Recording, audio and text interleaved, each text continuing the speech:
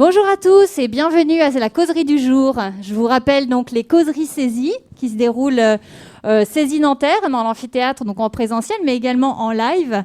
Bonjour à tous, donc ceux qui êtes là dans l'amphithéâtre, donc de nombreux apprenants de saisie de plusieurs formations. Aujourd'hui, il me semble que nous avons des classes préparatoires, des formations systèmes d'information, et puis nous avons également des ingénieurs. Merci à vous d'être là. Merci à ceux qui nous regardent, donc à la fois de notre campus d'Orléans en priorité, mais de l'ensemble des 25 campus France saisie, et évidemment des tuteurs, des institutionnels, tous les réseaux qui peuvent être donc informés de ce cycle de conférences. Donc à vous, ceux qui nous regardez et ceux qui êtes là, de diffuser sans problème ce lien gratuit, unique pour toute la saison. Il suffit de cliquer à 13h et de nous suivre chaque semaine. Donc des conférences plutôt des causeries, puisqu'on est là vraiment pour échanger. Donc je compte sur vous, à la fois dans la salle et à la fois derrière votre écran pour poser des questions. Vous n'hésitez pas dans la salle donc à lever la main pour que tout le monde, via le live, entende vos interrogations. Et via le live, vous m'envoyez un mail à l'adresse suivante, causerie au pluriel idfc@saisie.fr, et nous pourrons répondre à vos interrogations. Donc merci à tous d'être là. Je vais passer la parole aujourd'hui. Nous avons le grand plaisir de recevoir Marianne Léourier, guide conférencière. Elle va peut-être se présenter un peu plus d'elle-même. Elle va vous parler aujourd'hui donc d'un sujet assez d'actualité, pour le coup, les Jeux Olympiques, mais voir via le focus petites et grandes histoires. Donc merci à elle. Donc comme vous avez peut-être pu le voir, les causeries abordent différents thèmes, différents sujets. La semaine dernière, on était sur l'industrie du futur, la fabrication additive. Aujourd'hui, on va parler plus de culture générale, de sport. Et puis demain, on partira sur du management ou encore de l'art. Voilà, donc bonne causerie à tous. Et puis, merci Marianne d'être là aujourd'hui.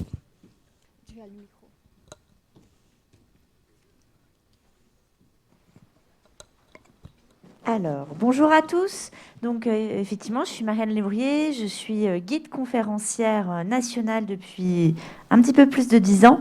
Et donc, aujourd'hui, je vous propose effectivement de parcourir l'histoire, puisqu'on va remonter au tout début de l'histoire des Jeux Olympiques, jusqu'à aujourd'hui, finalement, et jusqu'aux Jeux Olympiques de demain. Alors, les Jeux Olympiques, ce que vous devez comprendre et savoir, je pense que vous connaissez tous l'institution des Jeux Olympiques, mais vous n'êtes pas forcément conscient que dès le départ, il y a un enjeu politique extrêmement fort dans cette histoire-là, puisque, en fait, les Jeux Olympiques, ce sont les Jeux qui se tiennent dans la ville d'Olympie, au départ, c'était ça.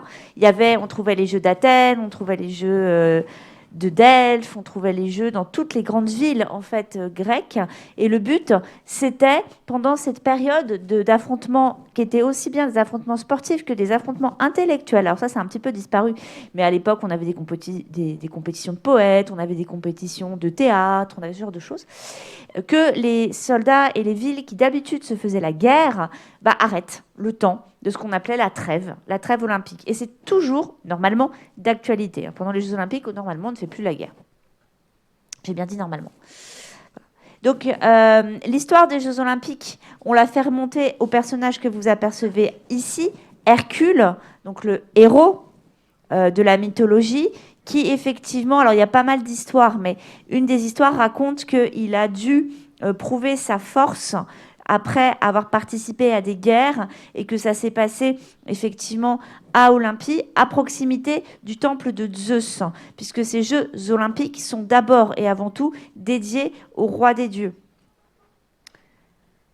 Voilà, donc là vous apercevez le temple de Zeus. Alors une reconstitution, puisque le temple de Zeus aujourd'hui est dans un état nettement moins bien conservé, il est ruiné, et à l'intérieur vous avez cette statue chryséléphantine, donc à la fois en ivoire et en or, qui est due à Phidias, qui était une des merveilles du monde.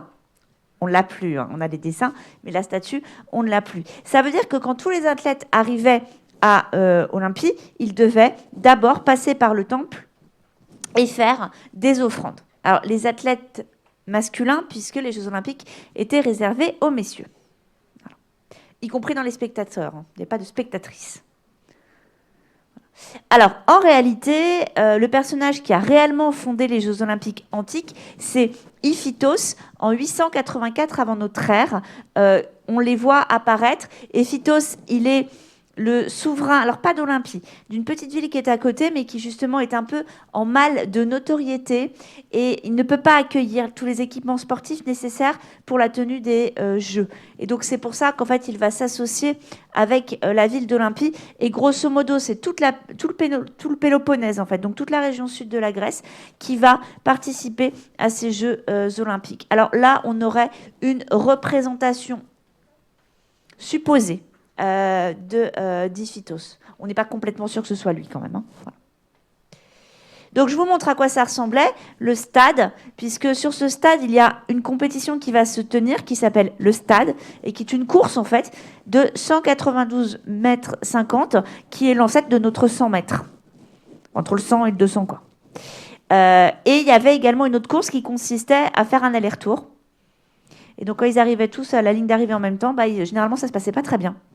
On a des témoignages d'athlètes qui se sont fait piétiner parce qu'ils arrivaient tous, donc quand ils tournaient, ça marchait pas trop.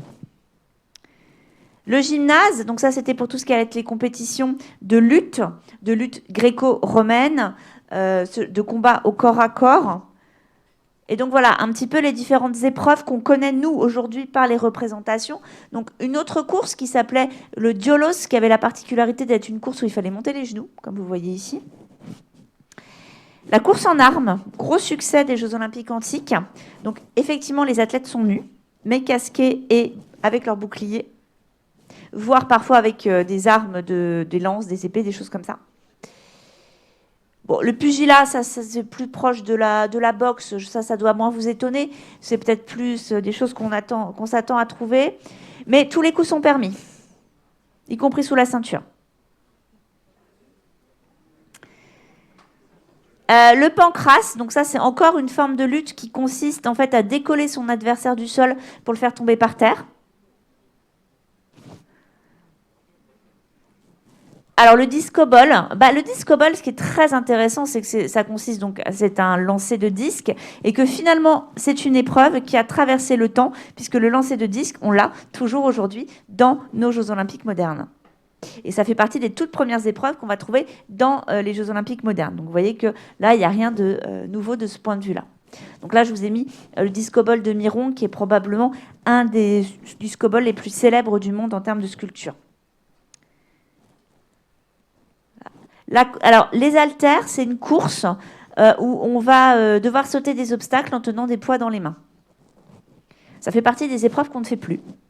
Parce que c'est bien sûr extrêmement complexe, vous y doutez, c'est pas forcément très agréable de pratiquer ce genre de sport.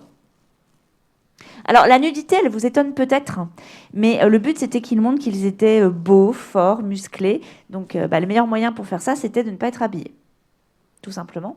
Et ensuite, vous voyez ici donc la réception des prix. Alors les prix n'étaient pas des médailles, bien sûr, n'étaient pas non plus forcément des choses que nous, on a, comme on a aujourd'hui. Il y avait quand même des dotations, qui pouvaient être des dotations financières.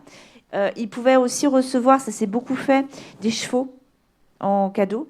Et puis la petite couronne de laurier, hein, donc là remise par la figure de la Nike, de la victoire, que vous apercevez ici. Et ensuite, il était de bon ton que le gagnant lui-même refasse une dédicace au temple, et donc refasse une grosse offrande au temple pour célébrer sa victoire. Alors, c'était pas obligatoire, mais en gros, ceux qui ne le faisaient pas, on savait qu'ils ne l'avaient pas fait. Et donc, c'est comme ça qu'on a certains noms qui sont parvenus jusqu'à nous. Voilà. Alors, quand même, pour contrebalancer un tout petit peu ce que je vous ai raconté, il existait des jeux féminins, qui étaient les jeux d'Héra, qu'on appelait les jeux héréens, tout simplement. Donc voilà le temple d'Héra. C'est pas Olympie, c'est juste un petit peu à côté.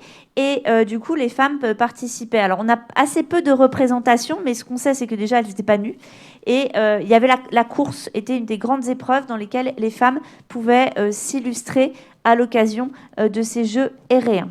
Les Jeux olympiques, comme les Jeux héréens, comme les Jeux delphiques, comme les Jeux d'Athènes, n'avaient pas lieu tous les ans. il y avait une périodicité qu'on a conservée, en fait. Hein. Il y avait une périodicité de 4 ans entre les Jeux Olympiques, parce que ça coûtait quand même assez cher de tout organiser. Mais par contre, c'était effectivement toujours au même endroit. Alors, on avance dans le temps et c'est l'empereur Théodose, donc on est au début de l'époque byzantine, époque chrétienne, qui va faire interdire les Jeux Olympiques. Pour la bonne et simple raison que ces Jeux Olympiques étaient liés effectivement à la religion. Donc, religion païenne, il les fait interdire. Ça a probablement survécu un petit peu, mais pas longtemps. Et gros trou jusqu'à ce que finalement on décide de relancer nos Jeux à nous, les Jeux olympiques modernes.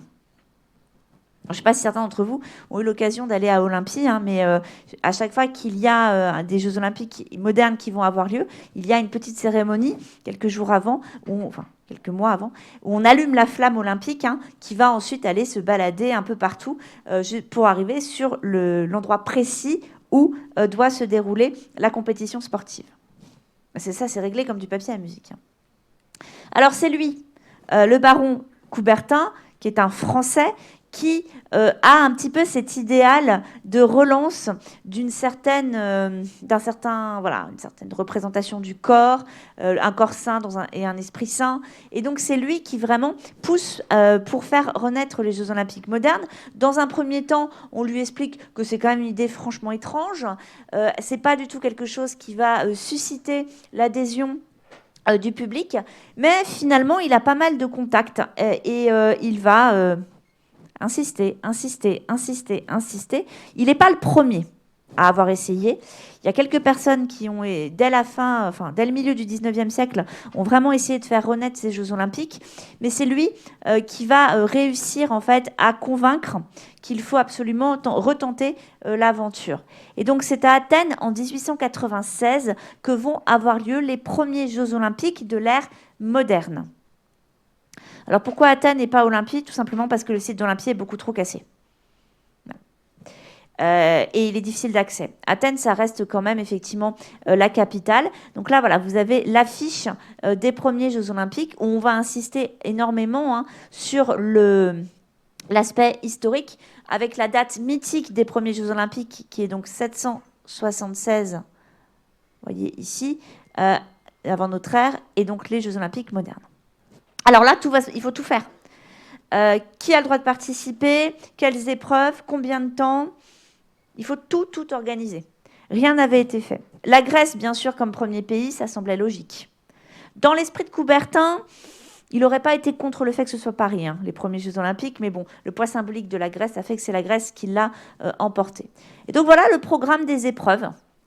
Alors qu'on va avoir à l'époque, on va retrouver la course, on va retrouver les épreuves de lancer. Bizarrement, il y a une épreuve de patinage artistique. C'est les Jeux Olympiques d'été, on construit une patinoire. On n'est pas encore du tout à se poser la question de savoir s'il va y avoir des Jeux Olympiques d'hiver. Il y a quelques épreuves intellectuelles, donc concours de chant, concours de poésie. Tout ça est joyeusement mélangé. Et on a besoin d'une épreuve phare, l'épreuve star. Et donc à l'époque, cette épreuve-là, ça va être le marathon.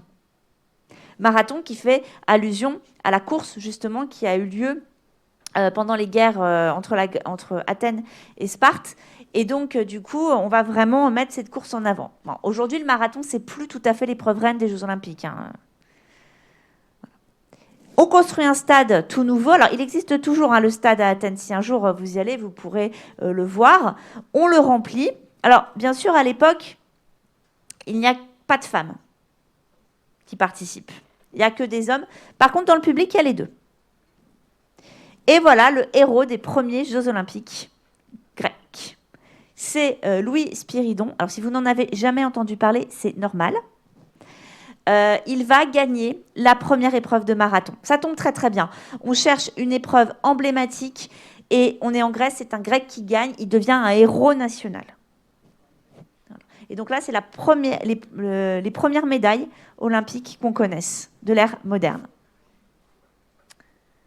Alors là, il est en tenue traditionnelle. Hein. Il n'a pas couru comme ça, on est bien d'accord. Première cérémonie, on fait une cérémonie d'ouverture, on fait une cérémonie de clôture aussi. Il faut quand même montrer l'importance des choses. Ça s'est très très bien passé. On n'a qu'une envie, c'est de recommencer. Et où? Grande question va se poser. La Grèce dit, ah ben non, mais c'est pour nous pour toujours. Et le baron de Coubertin n'est pas du tout d'accord.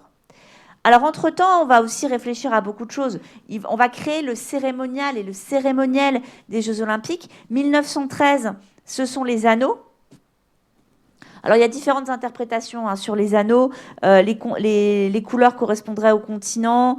Bon, ça, c'est un peu remis en cause par le Comité olympique international qui ne revendique pas aujourd'hui cette explication. Mais l'idée, c'est surtout d'avoir quelque chose de lié, l'idée de la fraternité et de la trêve olympique qui est remise en cause. Qui est remise en place, pardon. Donc ça, c'est le drapeau en 1913. Le drapeau que vous connaissez, c'est celui-là. Je ne sais pas si vous avez vu la différence. Les anneaux ici sont pleins et continus.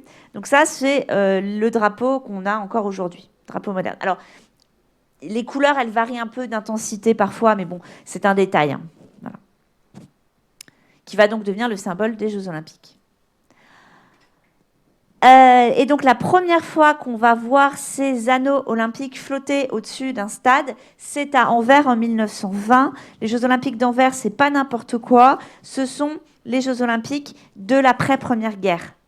Ce sont donc des Jeux Olympiques qui sont très forts parce qu'il manque beaucoup d'athlètes qui avaient participé aux Jeux Olympiques d'avant la guerre et qui ne sont pas revenus des champs de bataille. Donc il faut vraiment faire quelque chose. Il faut marquer le coup. C'est pas possible autrement.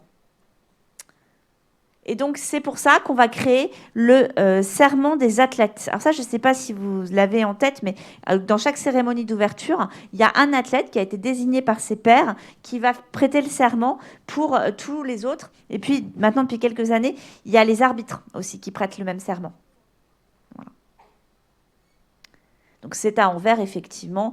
Au nom de tous les concurrents, je promets que nous prendrons part à ces Jeux Olympiques en respectant et suivant les règles qui les régissent, en nous engageant pour un sport sans dopage, déjà, et sans drogue, dans un esprit de sportivité pour la gloire et l'honneur de nos équipes.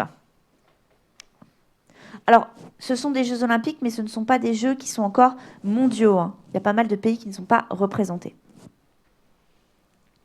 La flamme olympique, c'est un symbole absolu, hein, bien sûr. Elle fait son apparition en 1928. Donc voilà, la première flamme olympique, sachant qu'aujourd'hui, c'est un véritable enjeu d'avoir une flamme qui soit quand même assez impressionnante.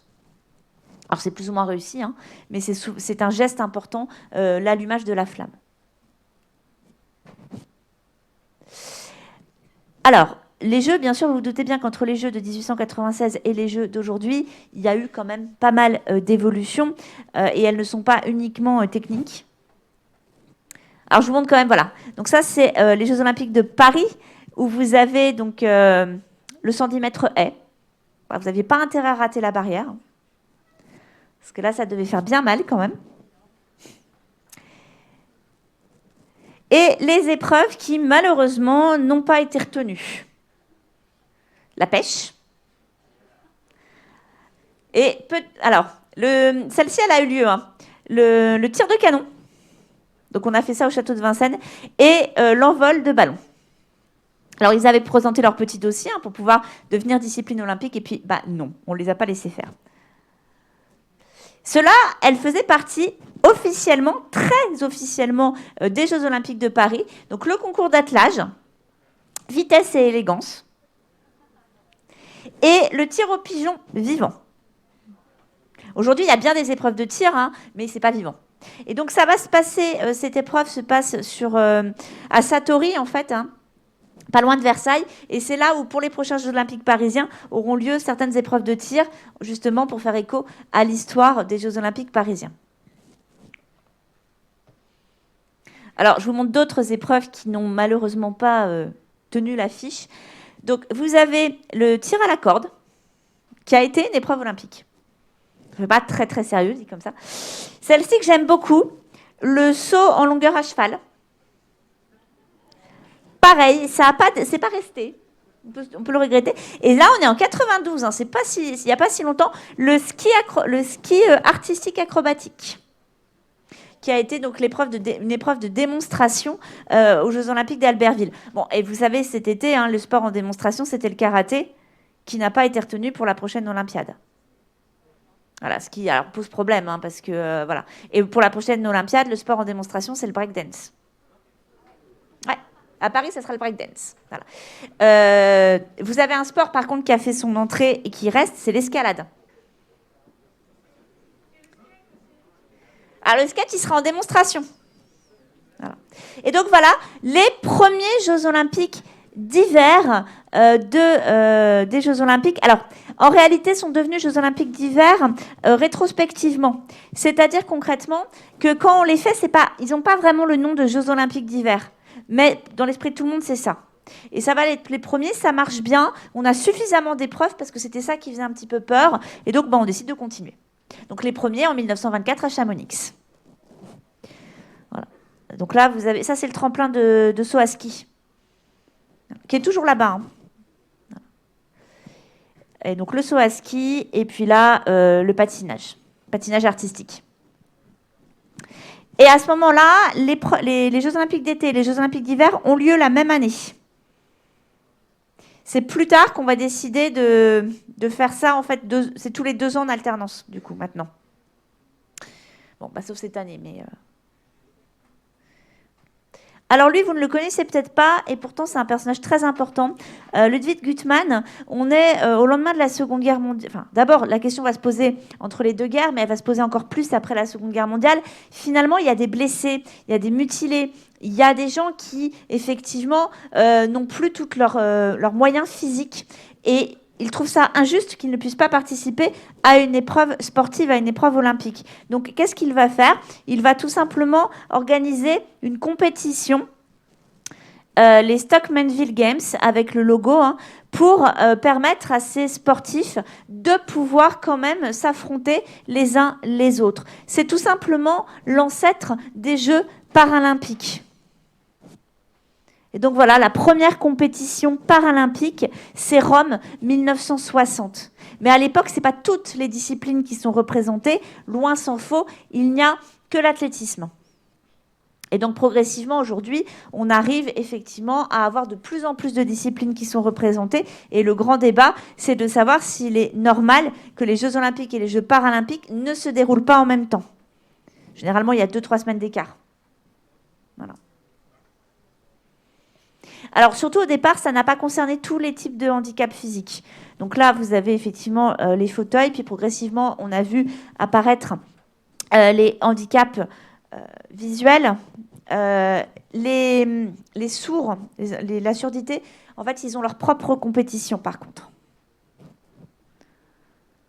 Voilà. Et donc, Marie-Amélie Le Fur, c'est la plus grande athlète, enfin la plus médaillée française paralympique. Et puis là, vous avez donc elle a une prothèse. Et puis Teresa Guillermina, qui elle est une artiste, est une sprinteuse aveugle. Voilà.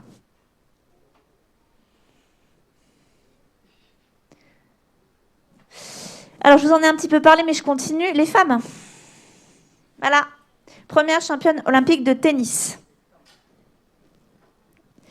Parce que, effectivement, assez rapidement, les femmes vont râler en disant que pourquoi est-ce qu'elles n'ont pas le droit de participer aux Jeux Olympiques, quand même. Donc, en 1900, on va autoriser la tenue de quelques compétitions mixtes. Et en 1900, on va faire rentrer le tennis. Le tennis va rentrer, puis il va ressortir et va re-rentrer des compétitions olympiques. Alors ça, je ne sais pas si vous savez, mais en théorie, les sportifs qui participent aux Jeux Olympiques doivent être amateurs et non professionnels. Or, le tennis est un sport professionnel. Donc, on estime qu'il n'est pas normal que les sportifs professionnels, c'est-à-dire qui en vivent, puissent participer. Et donc, il va y avoir un jeu de va-et-vient. Alors aujourd'hui, la question, elle ne se pose plus parce que vous avez en fait beaucoup de sportifs qui, même si leur sport n'est pas considéré comme un sport professionnel, en vivent. Donc, c'est un peu... voilà, on est un peu sur la ligne comme ça, tangente. Alors du coup, vous avez ces femmes qui vont en 1900 participer, mais bon, Coubertin ne veut pas de femmes. Le problème est très clair, et le problème est réglé. Les Jeux Olympiques, c'est pas pour elles. Les femmes, elles restent à la maison. Ah ben les discours qu'il a tenus là-dessus sont très très très clairs. Hein. Alors là. Et puis vous avez peut-être remarqué aussi une chose, c'est qu'il préfère que ce soit des Européens qui participent quand même. Hein. Voilà, clairement. Et donc les femmes, elles vont réagir avec, en 1922, les premiers Jeux Olympiques uniquement féminins de Paris. Alors, j'ai pas trouvé d'image des Jeux Olympiques de 1922, hein, donc voilà. Mais là, vous avez donc les Jeux féminins de Londres en 1934. Alors, entre-temps, elles vont quand même, certaines femmes, participer. Donc, à Amsterdam, en 1928, on les laisse effectivement courir. Alors, et c'est aussi en 1928 à Amsterdam qu'on va faire pour la première fois les tracés sur la piste de sport, parce qu'avant, il n'y en avait pas. Ce qui fait qu'à un moment donné, ils se rentraient tous dedans quand ils arrivaient. Donc, c'était compliqué. Et c'est depuis Londres 2012, donc c'est tout à fait récent, que s'il y a un sport qui est représenté, il est représenté à la fois pour les femmes et pour les hommes. En 2012, tous les sports des Jeux Olympiques d'été ont été mixtes. Alors après, pas toutes les catégories. C'est vrai que dans la gym, notamment, il y a vraiment des sports qui sont pratiqués par des disciplines qui sont pratiquées par les hommes et des disciplines qui sont pratiquées par les femmes. Mais bon, après ça, c'est l'histoire du sport. Mais on va avoir une idée d'égalité. Alors après, ça ne veut pas dire que toutes les délégations internationales sont tenues d'avoir autant d'athlètes féminins que masculins en 2012. Aujourd'hui, on tend vers ça. C'est un peu l'idée.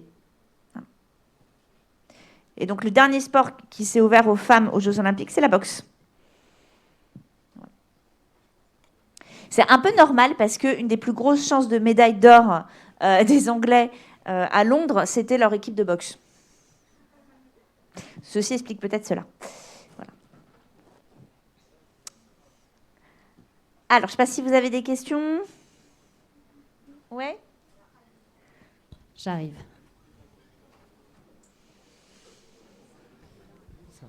Bonjour. Bonjour. Je voulais revenir sur l'histoire du marathon. Ouais.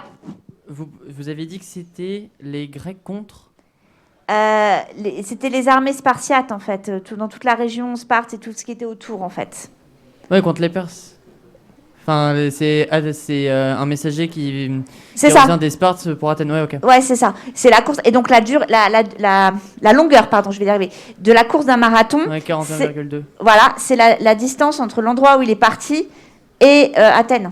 Ok, parce que j'avais compris que c'était les Spartiates contre les Athéniens, et c'est pour ça que j'ai eu un moment de doute. Non, c'était voilà, c'est le message des armées qui sont à marathon pour être apporté là. Voilà. Ok, merci. Alors, d'ailleurs, le lendemain, il y a une femme qui a décidé de courir le marathon en disant qu'elle aussi, elle était capable de le faire. Voilà. On l'a un peu oublié. Voilà. Alors, je voulais revenir à une chose importante. Je voulais un petit peu dire, parce qu'il y a les performances sportives, on pourrait en parler bien entendu, mais au-delà des performances sportives, il y a la place des Jeux Olympiques dans l'histoire avec un grand H. Et ça commence en fait ici avec donc les Jeux anthropologiques de 1904. On est aux États-Unis. Il va y avoir des Jeux Olympiques qui vont se tenir et en parallèle, en marge, il va y avoir les Jeux anthropologiques. Le but, c'est de démontrer, si vous voulez, la supériorité des populations blanches sur les autres.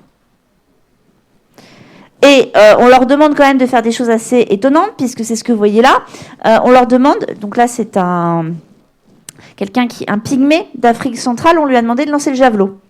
Il n'a jamais lancé le javelot de sa vie, donc forcément la performance, elle n'est pas fabuleuse. Enfin, je ne sais pas si vous avez déjà essayé de lancer le javelot, mais la première fois, ce n'est pas brillant. Et donc, du coup, là, il y a un discours vraiment de propagande qui est porté, qui correspond aussi à ce que Coubertin a dans la tête. Ce n'est pas du tout une trahison de son idée. C'est nous qui, au fur et à mesure du temps, avons aussi modifié ce que sont les Jeux Olympiques pour en faire des Jeux universels. Donc voilà, d'autres images. Alors là, ça a été un petit peu la déconvenue parce qu'on a demandé à des Aïnous, donc d'une population du Japon, de participer. Et eux, ils sont extrêmement doués en tir à l'arc. Donc là, ils ont largement battu tout le monde, y compris les archers, les autres archers qui étaient dans la compétition officielle. Voilà. Alors, je vous ai déjà parlé effectivement des Jeux Olympiques d'Anvers. Ce que je ne vous ai pas précisé, c'est que ça s'est fait sans un certain nombre de pays. Parce que, est-ce qu'on peut inviter, après la Première Guerre mondiale, ceux dont on estime qu'ils sont responsables de la débâcle? L'Allemagne... Oh, pardon, il y a une faute de frappe. Excusez-moi, c'est Autriche, bien sûr. Pas Autruche. Et Russie. Donc, ils ne participeront pas. Alors, l'Allemagne et l'Autriche, parce qu'on considère qu'effectivement, ils sont responsables. La Russie, ils sont juste après la révolution soviétique. Et donc, vous vous doutez bien que ce n'est pas le moment. Ils ont d'autres choses à penser. Et en fait, quand on avance dans l'histoire, les Jeux Olympiques, oui, c'est très important. Berlin, 1936, Hitler veut faire de ces Jeux Olympiques une espèce de tribune pour le monde entier. Il y a eu les Jeux Olympiques d'hiver juste avant qui lui ont permis de faire une répétition générale. Et donc, il va faire venir effectivement un certain nombre d'athlètes. Et celui qui marque l'histoire, c'est Jesse Owens. Parce qu'il va battre tout le monde. Hitler n'est pas trop d'accord pour lui serrer la main. Et donc, on lui explique que s'il serre la main à tout le monde ou il serre la main à personne. Donc, il décide de serrer la main à personne. Donc voilà, il y a quand même quelques critiques qui s'élèvent à l'époque. Il y a quelques athlètes qui refusent d'aller à Berlin en 1936. Alors, je ne vais pas vous dire qu'il y en a eu des milliers, c'est pas vrai, mais il y en a quand même quelques-uns. Puis il y a eux qu'on a oubliés. Si Jesse Owens il a pu courir, c'est parce qu'eux, ils n'ont pas pu courir. Et ça, ce sont des Américains. Et c'est la délégation américaine qui va effectivement leur demander de ne pas courir, allant au-devant de toute demande qui aurait pu être faite par l'Allemagne. Ils sont juifs. Donc, finalement, Hitler trouve qu'il y a déjà beaucoup trop de juifs qui ont gagné des médailles, c'est pas possible. Et donc, les Américains, pour éviter un conflit diplomatique, vont leur demander de se retirer. Et c'est pour ça que Jesse Owens peut courir. C'est une discrimination contre une autre, quoi. Et on les a un peu oubliés. 1948, la guerre est finie, les Jeux Olympiques se tiennent à Londres. Là aussi, tout le monde n'a pas le droit de venir. Donc, on ne va pas faire venir l'Allemagne, on ne fait pas venir le Japon, et la Russie ne vient pas. Alors, elle aurait pu, mais elle estime qu'elle a trop de problèmes financiers pour venir.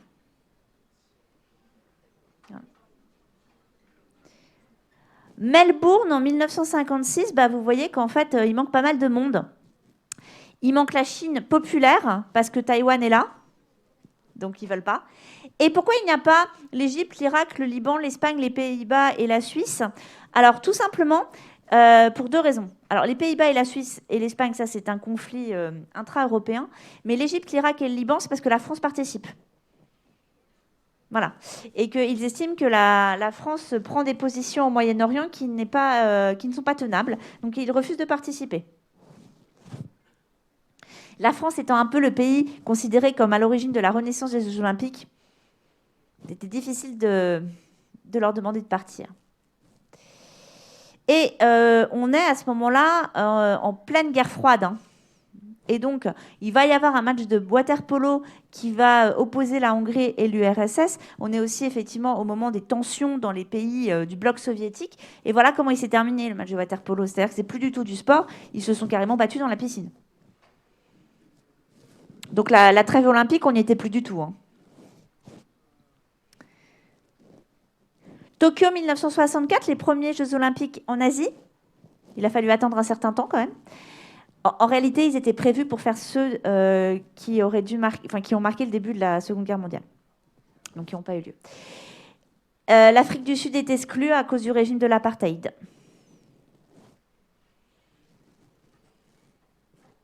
Montréal, 1976, là, c'est l'ensemble des délégations africaines qui renoncent à venir, justement parce qu'ils trouvent que l'apartheid n'est pas assez dénoncé par les autres pays du monde.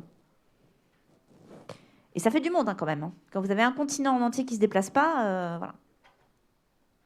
Bon, forcément, à Moscou, en 80, les États-Unis ne sont pas venus. En pleine guerre froide, ça ne le faisait pas trop. Et donc, la réponse du berger à la bergère, en 84, l'URSS ne se déplace pas à Los Angeles. Alors, il faut dire que du coup, ça fausse complètement le tableau des médailles. Hein. Parce que du coup, les Russes ce qu'on attachait à l'URSS. Hein. Et les États-Unis se retrouvent avec un nombre de médailles absolument colossal en 84 et en 80 parce que ils n'ont juste pas leur principal opposant en fait. Barcelone 92, pour la première fois, tous les pays peuvent venir. Aucun pays n'est exclu, aucun pays décide de ne pas venir. Il aura donc juste fallu attendre à peu près 100 ans pour voir tous les pays participer. Et donc là, en 64, pour la première fois depuis la Seconde Guerre mondiale, enfin depuis pardon, pas la Seconde Guerre mondiale, l'armistice, l'Allemagne défile les deux Allemagnes défilent ensemble. 2018, je ne sais pas si vous vous souvenez, les deux Corées défilent ensemble. Ça a été le symbole des Jeux. Hein. L'allumage de la flamme aussi est quelque chose de très important. En 64, à Tokyo, cet athlète qui allume la flamme, en fait, c'est un enfant d'Hiroshima. Donc c'est aussi une façon de tenter une réconciliation. Ça, vous en avez peut-être entendu parler. Munich 72. Dans la délégation israélienne va être attaquée par un commando palestinien. Ils vont les tuer. Hein, et c'est une façon pour eux d'attirer l'attention du monde, puisqu'effectivement, tout le monde regarde les Jeux Olympiques. Quand il y a les Jeux Olympiques, il peut se passer n'importe quoi à côté, presque. Hein. On est complètement focus dessus. Les Jeux Olympiques ne sont pas arrêtés. The show must go on. Bon, clairement, aujourd'hui, les Jeux Olympiques n'auraient plus lieu. Hein. Soyons clairs.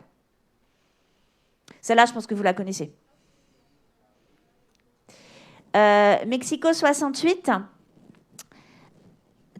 Tommy Smith et John Carlos montent sur les deux marches du podium et lèvent leurs mains gantées en soutien au mouvement des Black Panthers et à la lutte pour les droits civiques américains. Ce qu'on oublie un petit peu, c'est que cet Australien, là, Peter Norman, il était tout à fait au courant. Et il monte avec eux en sachant ce qu'ils vont faire. Ça lui a coûté très cher. Alors eux, ça leur a coûté leur médaille, ça leur a coûté leur participation aux Jeux Olympiques et à toute espèce de compétition sportive pour la reste de leur vie. Lui aussi. C'est-à-dire que l'Australie va considérer qu'il aurait dû rester neutre.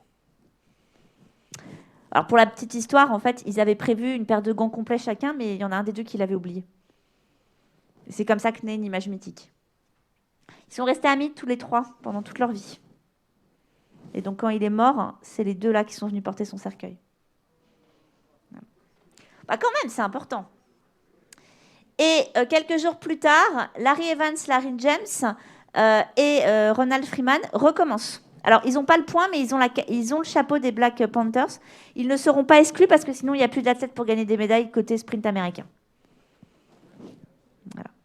Ça a attiré l'attention du monde entier sur la cause. 92. Eh ben, ça marque la fin, effectivement, de ce régime d'apartheid, puisque vous avez ici cette athlète sud-africaine et ici cette athlète éthiopienne qui défilent ensemble, en fait, pour montrer l'amitié des peuples. Autre exemple d'amitié des peuples. Mohamed Ali, qui avait jeté sa médaille olympique en disant que tant qu'il y aurait de la ségrégation aux États-Unis, il ne la revendiquerait pas, est invité à allumer la flamme d'Atlanta. Sydney 2000, c'est la reconnaissance, le début de la reconnaissance des premiers peuples d'Australie. Cathy Freeman, c'est une sprinteuse de 400 mètres d'origine aborigène qui allume la flamme à Sydney. D'un seul coup, la communauté internationale a compris que les aborigènes existaient. Hein. C'était pas du tout neutre. Hein. Aujourd'hui, vous avez cette équipe-là. Ce sont les apatrides. Donc les athlètes qui n'appartiennent plus à aucun pays, les réfugiés aussi, qui ont aujourd'hui leur propre délégation. Et ça, c'est un des derniers. Hein, c'est le coureur de marathon éthiopien qui passe la ligne en 2016 en faisant ça. Il est rentré en Éthiopie, il a été emprisonné direct. Hein. Il n'est pas mort parce qu'il était un peu connu. Mais voilà, c'était une façon pour lui de dénoncer la situation dans son pays. Question oui, ici. Pardon. Quelle était vraiment la situation dans le pays pour qu'on puisse avoir un contexte En Éthiopie ? Oui. Ils dénoncent la dictature. D'accord. Voilà. Ils sont complètement privés de liberté quelconque. Voilà. D'accord. Et en fait, il a profité de la tribune des Jeux Olympiques pour attirer l'attention. Alors, ce qui se passe aussi souvent, c'est que pendant les Jeux Olympiques, vous avez certains athlètes de certaines nationalités qui ne rentrent pas à l'hôtel. Hein. Ils s'enfuient. Ils en profitent. Ça, on le sait aussi. Donc là, la délégation des réfugiés. Voilà. Et alors quand même, pour terminer, vous parlez un petit peu des dieux du stade, parce que c'est aussi pour ça qu'on regarde les Jeux Olympiques, hein, pour les performances sportives. Bon, alors ma sélection n'est pas exhaustive du tout. Hein. Peut-être que vous n'allez pas voir ce que vous attendez à voir.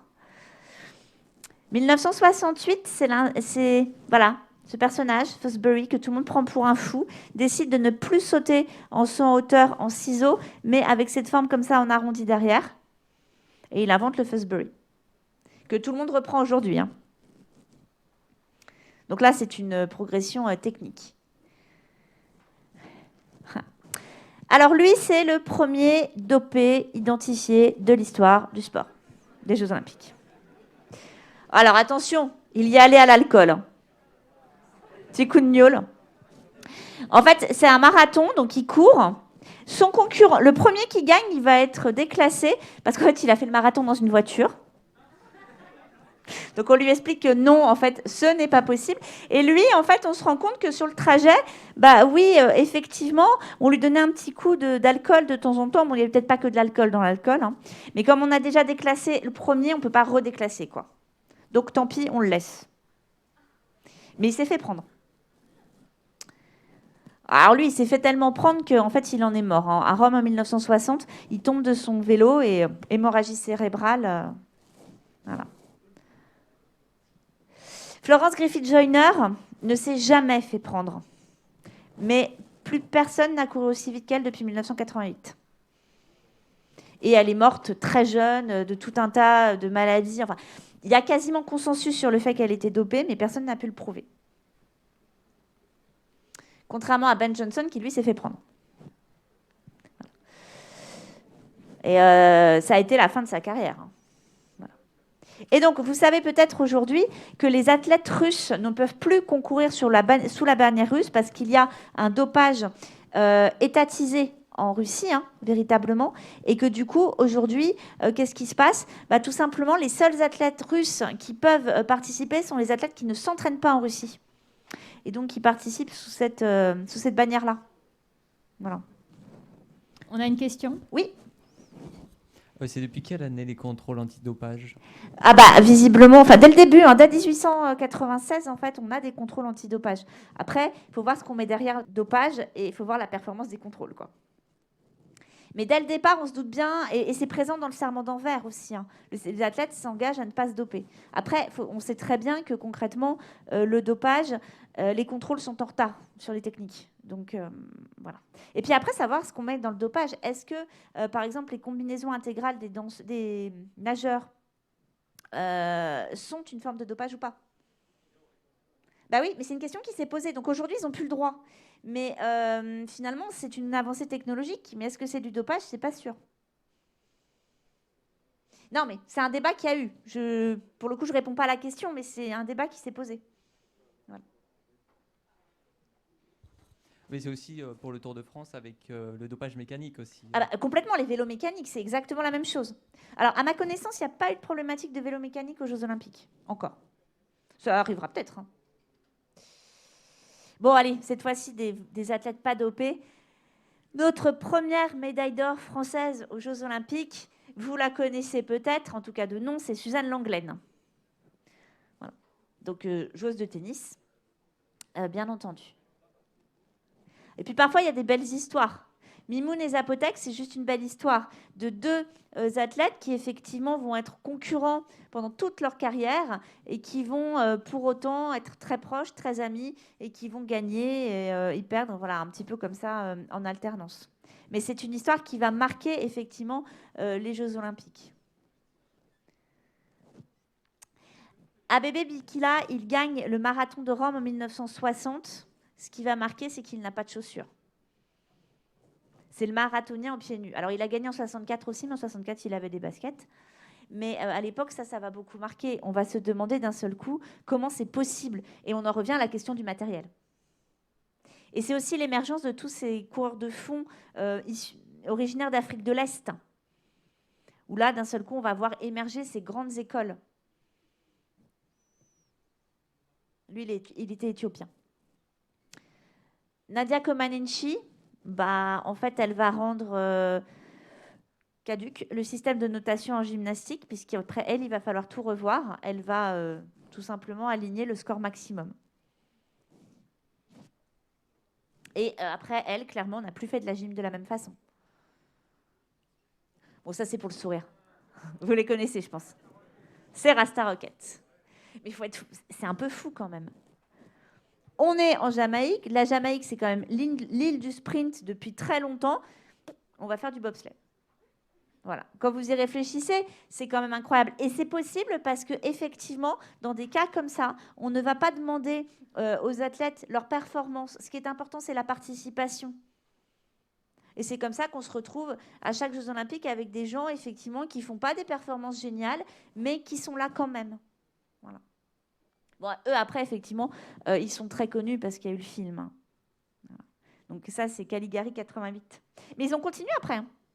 Et il y a carrément aujourd'hui vraiment une équipe nationale de bobsleigh en Jamaïque. Donc ils sont présents à tous les Jeux Olympiques et maintenant ils font des performances.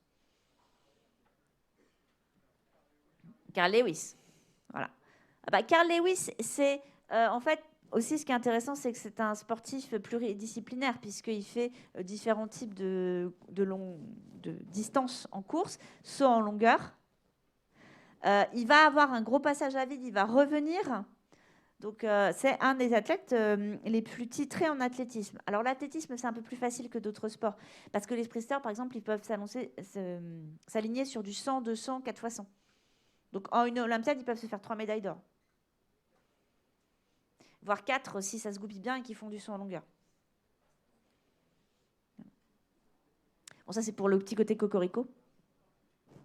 Marie-Josée Pérec, qui a marqué le renouveau en fait de la course de fond à la française. Hein.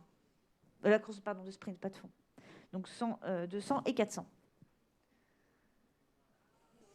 Oui, forcément. Hein. Il a le record olympique du sprint. Voilà. Il a pu le... Voilà. Donc en 2008, effectivement, il apparaît un peu comme ça, c'est un peu un météore hein, quand même, hein, capable du meilleur comme du pire. Et donc effectivement, lui aussi, il a marqué l'histoire des Jeux Olympiques. Même s'il faut bien le dire, ses plus grandes performances, c'est pas aux Jeux Olympiques qu'il les a faites.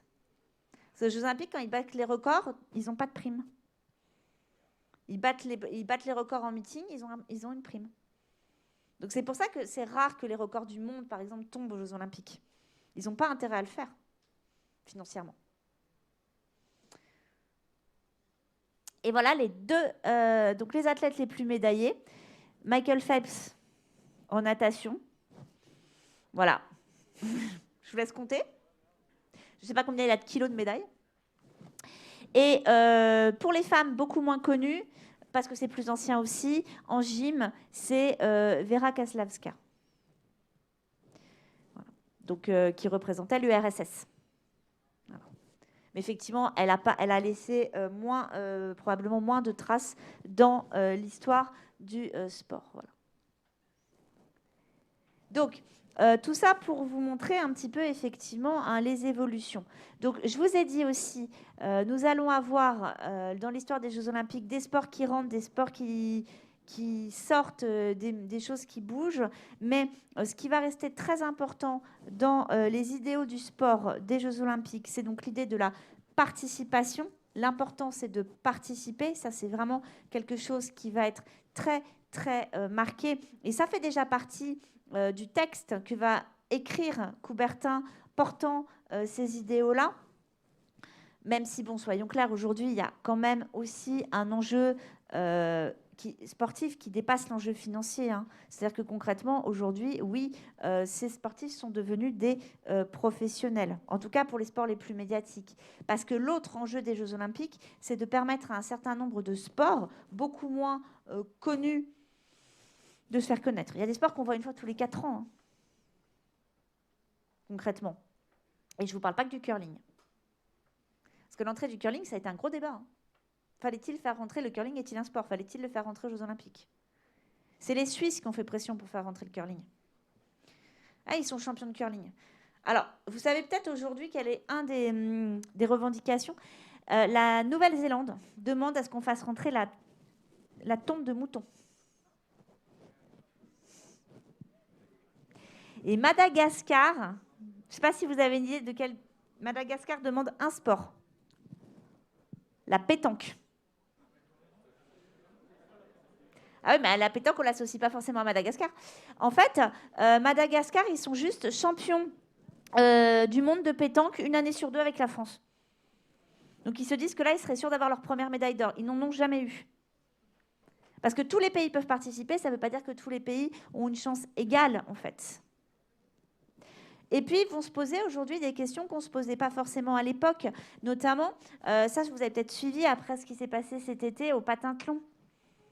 Se pose la question des sports, notamment de tous les sports équestres.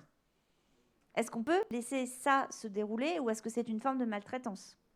Le pentathlon, ils ont réglé, il n'y aura plus de chevaux. Ils enlèvent l'épreuve équestre.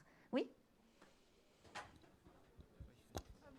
Moi, personnellement, j'avais entendu une autre raison concernant le fait qu'ils ont supprimé les chevaux, c'est qu'il y avait des chevaux qui ne se laissaient pas dresser. Oui, alors c'est ça. C'était une concurrente allemande, elle a eu un cheval qui était très réticent, elle a perdu les épreuves à cause de ça. En fait, c'est pas tant ça, c'est que, si vous vous souvenez des images, elle le cravache, le cheval, énormément. Et donc, ça a beaucoup, beaucoup choqué l'opinion publique. Et donc, du coup, ils ont réglé le problème. Il n'y aura plus cette épreuve. Alors là, ils sont en train de chercher ce qu'ils vont mettre à la place. Probablement de l'équitation. Probablement de l'escalade. C'est en train de pencher vers ça. Mais ce n'est pas encore complètement réglé. Donc voilà, et puis vous avez aujourd'hui quand même une valeur olympique, c'est-à-dire que vous avez véritablement l'idée d'un idéal olympique qu'il faut respecter, où finalement on est concurrent mais on n'est pas ennemi, on est concurrent mais on n'est pas adversaire. Et ça, c'est vraiment important. Et il y a une chose qu'on a un peu dévoyée là-dedans, le tableau des médailles.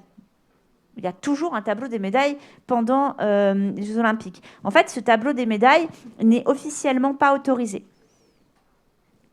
Sauf qu'on le fait tous. Mais normalement, il ne devrait pas être là parce que ce n'est pas ça qui est important. Alors, pourquoi 3 médailles ? Au départ, on avait dit on ne donne que la médaille d'or. C'était un peu violent quand même. Donc, on s'est dit, bon, allez, on va dire que les 3 premiers ont gagné quelque chose. Et puis après, on est allé jusqu'à 7, qui sont les autres n'ont pas de médaille, mais ils ont le titre de finaliste. Voilà. Donc, il y a eu des ajustements aussi. Il y a eu beaucoup, beaucoup de tâtonnements. Ça ne s'est pas fait en un jour. Et donc, les Jeux Olympiques de l'ère moderne ont été suspendus aussi, vous vous en doutez, au moment les plus compliqués de l'histoire du XXe siècle, c'est-à-dire pendant la Première et la Seconde Guerre mondiale. Et donc là, quand ils n'avaient pas eu lieu à Tokyo, puisqu'ils ont eu lieu avec un an de décalage, c'était une première depuis la Seconde Guerre mondiale. Donc c'était aussi pour ça que c'était un enjeu important, symboliquement, de les faire se dérouler. Il y avait l'aspect économique, on est d'accord, mais il y avait aussi l'aspect symbolique. Voilà. Et puis, il y a derrière un autre enjeu qui est l'enjeu du tourisme, bien sûr, lié aux Jeux Olympiques. Alors, pas tant pendant que les épreuves se déroulent, mais après. On va venir visiter les sites olympiques. Voilà. Mais ça, vous le vivez déjà un petit peu, puisque effectivement, Paris est en train de se faire toute belle pour 2024. Il y a des trous partout. Voilà. Donc, vous voyez que les Jeux Olympiques, c'est pas finalement l'aspect sportif, il est presque anecdotique. Alors, en revanche, ce qui est de boycotter aujourd'hui les Jeux Olympiques pour une raison ou pour une autre, ce n'est plus possible. Soit c'est un pays en entier qui n'y va pas, mais un athlète à titre personnel qui décide de boycotter les Jeux Olympiques, soyons clairs, ça n'arrivera quasiment plus. Il y a trop d'enjeux derrière. À la fois, encore une fois, sportif et économique. Après, voilà, un pays qui décide de ne pas y aller, ça c'est autre chose. Mais depuis 92, c'est pas arrivé, donc... J'avais une question sur l'aspect économique des choses. Justement, est-ce qu'on a des exemples de JO qui ont vraiment mal tourné pour le pays organisateur au niveau économique après les Jeux Olympiques ? Los Angeles 84. Los Angeles 84, ils avaient un beau budget. Tout était bien réglé, tout était prévu. Et en fait, ils ont complètement explosé l'enveloppe. Et ça a été vraiment un trou financier. Calgary 88, ça n'a pas été terrible non plus. Voilà. Albertville 92, ça a été pas trop mal parce qu'on a associé les grandes entreprises aux Jeux Olympiques. Mais ça a été reproché parce qu'on a choisi des grandes entreprises. C'est vraiment l'arrivée du sponsoring, en fait. Donc les grandes entreprises internationales aux dépens des petites entreprises locales à qui on avait promis monts et merveilles. Voilà. Et du coup, aujourd'hui, l'enjeu, c'est aussi d'avoir soit des choses qui sont déjà sur place et qu'on réutilise, soit les bâtiments, ils sont construits et on va en faire autre chose. Voilà. Donc, par exemple, à Londres, le village olympique a été transformé en logements sociaux. Voilà. Et ils ont fait sortir tout un nouveau quartier, donc ils l'ont récupéré derrière. Voilà. Une question dans la salle ? Moi, j'ai une question sur la publicité, justement. Est-ce que l'importance de la publicité, du sponsoring, des grandes entreprises, etc., ça n'a pas un impact, justement, trop prégnant sur l'organisation, sur des décisions qui deviennent des décisions politiques Ah, complètement. Un exemple, je ne sais pas si vous avez été tenté cette année d'essayer de regarder les matchs de basket. Bon, ceux qui ont essayé, c'était un peu douloureux. Parce qu'en fait, les matchs de basket, leur horaire était calé sur les États-Unis, parce que ce sont les Américains qui regardent et ce sont les sponsors américains, et donc la télé américaine a fait pression. C'est pour ça qu'on s'est retrouvé avec des finales à 3h du matin. Voilà. Donc oui, si, ça joue. En fait, certains sports sont plus regardés par certains pays, donc les sponsors vont plutôt aller là, et voilà, ça joue de ce point de vue-là. Donc, c'est pas du tout notre... Et du coup, certains sportifs ont râlé parce que ça leur laissait pas le temps de récupérer bien par rapport à leur décalage. En plus, cette année, ils n'ont pas pu arriver très longtemps à l'avance, mais par rapport à leur décalage horaire ou des choses comme ça. Donc, ça a eu en plus une incidence. Même chose pour le tennis. Cette année, ça s'est très, très mal passé parce que ils avaient trop chaud. On les faisait jouer dans des conditions qui n'étaient pas possibles parce qu'il fallait que les télés soient calées sur les horaires de diffusion. Donc, là, pour le coup, les tennisman, ils ont dit on arrête de jouer. Donc, ils ont dû retrouver une solution. Mais oui, ça peut avoir un impact et ça en aura probablement de plus en plus. On parlait des dopages.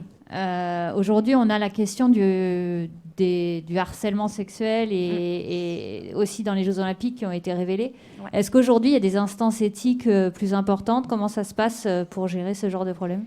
Alors, au niveau du CIO, pour l'instant, c'est pas encore trop tranché.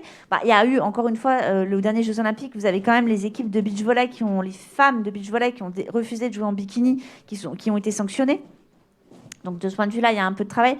En revanche, du côté français, ils sont en train de mettre fédération par fédération en place des comités pour traiter la question des violences sexuelles. Oui, du coup, et puis les JO, c'est surtout un moyen de développer des compétences, notamment avec la NHK qui produit des émissions en 8K maintenant à travers les Jeux Olympiques et d'autres événements sportifs. Oui, aussi, bien sûr. On l'a bien vu, hein, maintenant, vous pouvez regarder toutes les compétitions en même temps, il suffit d'avoir juste le bon nombre d'écrans, quoi. Donc, ça, oui, bien sûr, c'est important. Donc... Après, voilà, c'est une vieille institution qui doit aussi se renouveler, qui doit se moderniser, mais qui a toujours réussi à le faire. Parfois avec un petit temps de décalage, il faut bien le reconnaître. Mais qui a toujours réussi à le faire. Donc, ils vont s'adapter au monde moderne, ça c'est certain. Voilà. Mais se pose la question, voilà, qui est aussi... le volley, par exemple. Les règles du volley, elles ont changé il y a quelques années parce que c'était pas assez télévisuel. Donc, ça a un impact même sur la pratique sportive, en fait. Hein. Donc, voilà. C'est pour ça que la balle de tennis, elle est jaune, c'est parce que ça se voit mieux à la télé. Enfin, voilà. C'est pas du tout anodin. Il se pose la question du foot aussi, hein, parce que le foot aux Jeux Olympiques, c'est un petit peu le parent pauvre des compétitions internationales de foot. Donc là, ils veulent changer ça aussi. Ils veulent inciter les joueurs, les grands joueurs à venir participer. Donc, on verra. Pour terminer, donc juste, c'est pas une question, mais une personne qui nous regarde en live, voilà, vous incite à aller voir les podcasts Passion Antiquité à propos des dernières découvertes sur les Jeux de l'Antiquité grecque. Donc voilà, si vous voulez le lien, n'hésitez pas à envoyer un mail à causerie@idfc.saisie.fr. On va conclure. Je vous demanderai de remercier chaleureusement Marianne Lerouillet pour cette passionnante causerie qui change un petit peu et qui nous permet d'avoir des informations sur des sujets. Qui nous, voilà, je vous recommande de nous suivre la semaine prochaine. Nous allons changer, s'il vous plaît, une minute, changer complètement de sujet en parlant bio-inspiration en entreprise. Quelle organisation pourrait être aussi efficace que la nature ? Donc, n'hésitez pas, comme je vous le disais, à transmettre le lien à l'ensemble de vos réseaux personnels, professionnels, vos tuteurs. Et on se retrouve la semaine prochaine, mardi, 13h. Merci et bon après-midi. Merci à vous qui nous regardez via le live. À très bientôt.